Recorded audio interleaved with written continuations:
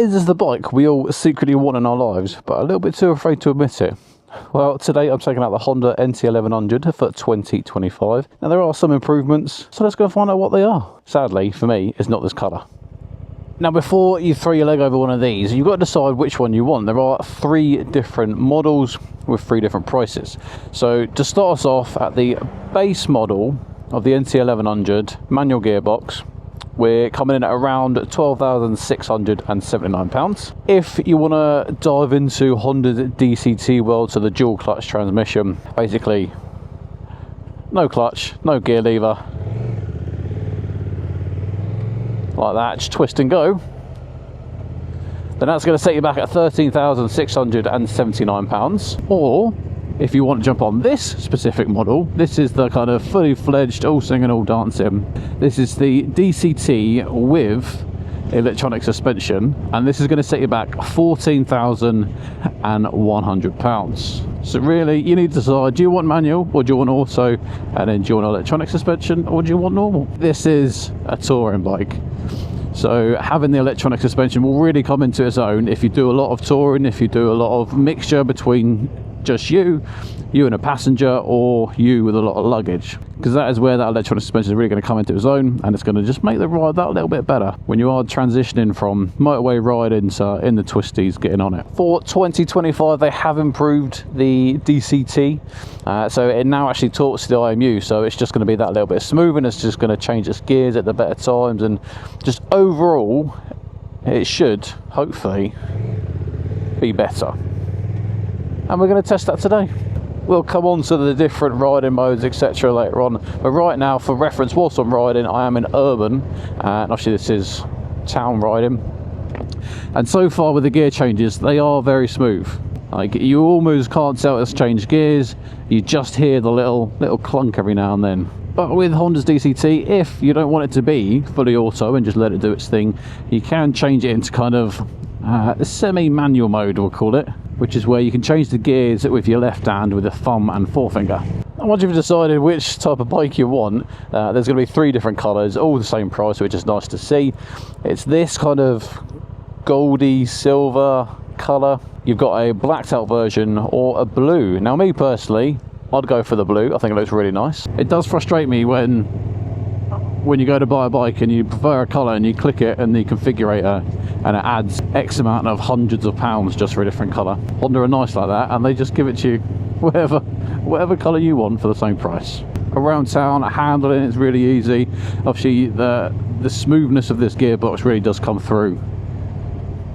The throttle response is nice, but let's face it, you don't buy a bike of this calibre to ride it around town. I'm 6'1" and I have got this screen in the highest position, and I am getting a little bit of buffeting right at the tip of the helmet,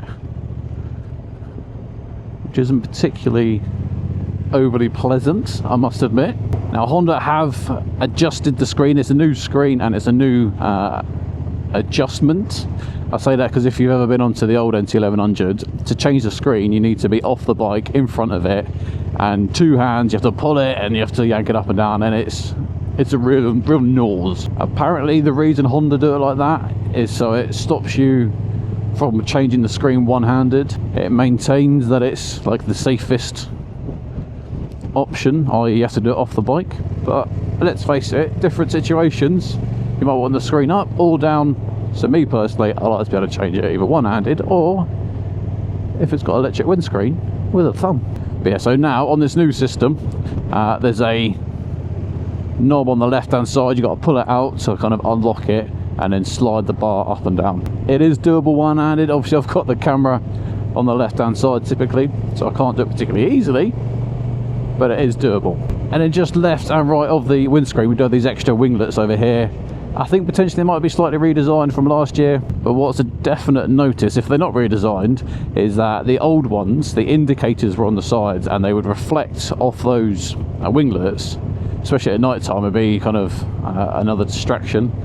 So the indicators for 25 are actually mounted in the headlight in the little daytime running strips. So you do have a very clean look to the front of this bike, which I will show you when we pull over somewhere. Everything you see or I talk about on this bike is stock, apart from the comfort seat. That is the only thing on this bike that doesn't come as standard. But let me tell you, I am all for a comfort seat. Again, it's a touring bike, it should have it on. I said at the start that this is the bike that we all probably should buy, but no one really wants to admit. And I say that because when we look at the engine, we've got 100 brake horsepower and 112 newton meters of torque. That is slightly up from last year in the previous models, which was 105 newton meters. And for everyday riding, that's more than enough.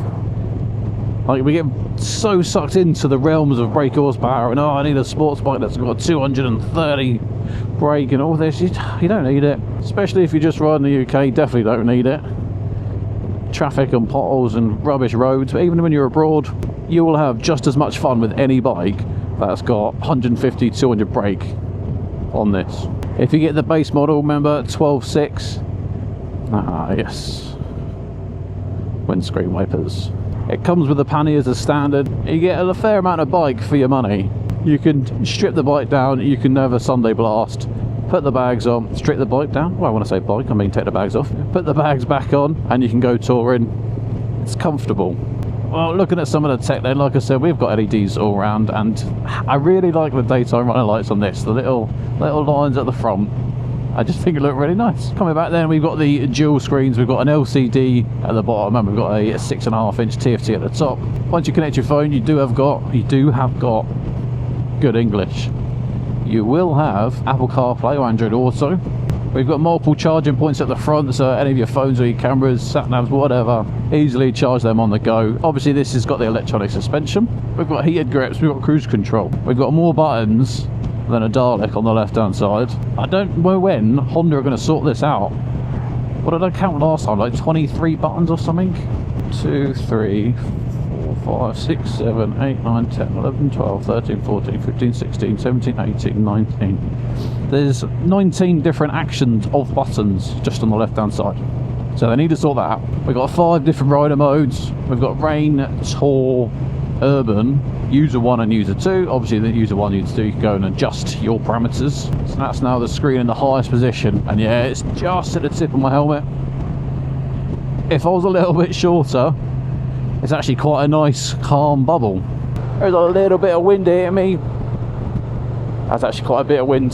The visor open. Don't know about you guys, but sometimes I do find actually having the screen down so I get more fresh air is better than having it like this where it's buffeting. And if you do want to give it some extra beans, because it's an auto, you just twist a little bit harder and it drops the gear or two and it gets the shift up. The slow speed manoeuvrability is really nice on that throttle. Looking at the ergonomics then, I'm 6'1", I'm no skinny chicken, and this bike fits me really well.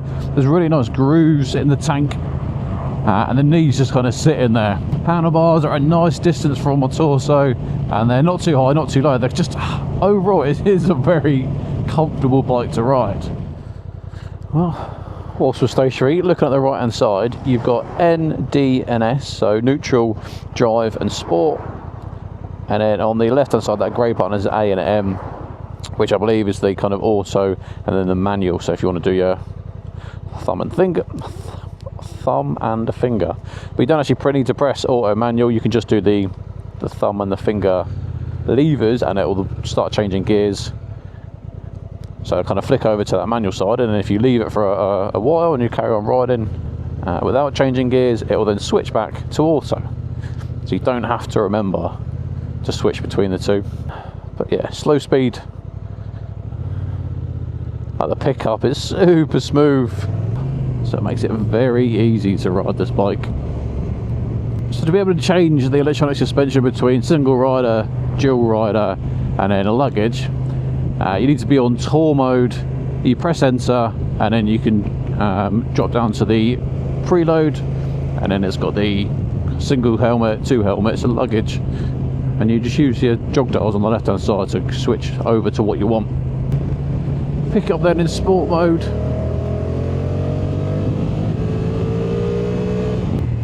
It's one of them. It ain't the quickest, but it'll get you there. It gets a shift on, but it's not the absolute quickest bike out there. But again, we don't need that. So I've gone from a 60 and I'm now back into a 40. Flickability.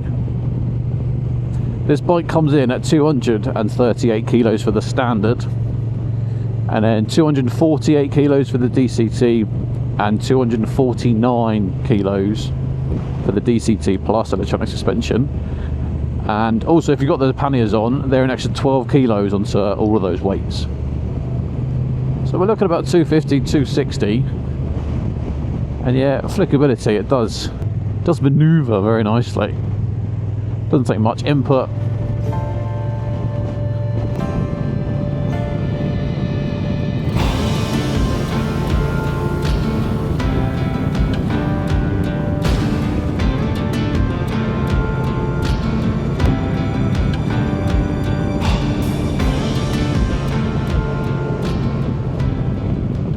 And here we are then. So this is at the front of the bike, obviously. Those daytime running lights I was on about, really nice, really sleek. The indicators are actually in this top section here. So it sleeks up. We haven't got any big indicators sticking off the side. I think it just kind of there sleeks up the front very nicely. I've had zero issues with the brakes today. So we've got twin 310s at the front, and then we've got a single 256 at the rear. It's February, it's gopping out there, so yeah, this bike ain't clean. Now we're off the bike and showing a little bit easier. So this is the windscreen adjuster lever, and you have to pull it to the left hand side of the bike to release it, to then move it up and down. It's not the easiest to do one-handed. Like I said, it's designed so that you come to the front of the bike, you pull it, and then two hands, that is how you adjust the screen. But it can be done on the bike, it's just not super easy. As I said, panniers as standard. I don't like the side mounting ones because I find when you open it, things tend to fall out unless you've got everything inside a bag. Now, as standard, it's got a seat height of 820mm. This does have the comfort seat, so I don't know if it raises it up slightly. Usually they're a little bit thicker, but 6'1", and I've got both feet flat on the floor either side. No matter whether I've got my feet in front of the pegs or in line with it, like I said, it's a comfy bike. These are the grooves on the side that your kind of knees fit really nicely into, so you do have a nice kind of clean air bubble around the body. It's just a shame the helmet, for me, was getting a lot of buffeting. And of course we've got a centre stand, so if you are on tours and that, you can easily do your chain maintenance or chain inspection if need to. I think lastly, the only thing I would say is it's got a 20 litre fuel tank, so it's comfortable to ride and you're going to get plenty of miles in between stops. Although this bike would give you everything you need, and actually at a really good decent price. Honda are doing a really good job of keeping their prices of most of their model lines really reasonable compared to some of their competitors, should we say. But if you're not there chasing all the big numbers, then this is definitely a bike you should test out. Don't know if you noticed, but I've been impressed with the bike today. Well guys, that's enough rambling for me. I'm going to jump on this bike and take it back to Branson's in Yeovil, so thank you very much for them for lending it to me. If you do want to check Branson's or this bike out, look in the description box below, so I'll leave their website in there. Nothing else to say, but if you enjoyed it, give it a thumbs up. More importantly, subscribe to the channel. It's February, it's cold, but we are going to start doing some more demos. So nothing else to say, but until the next one, ride safe.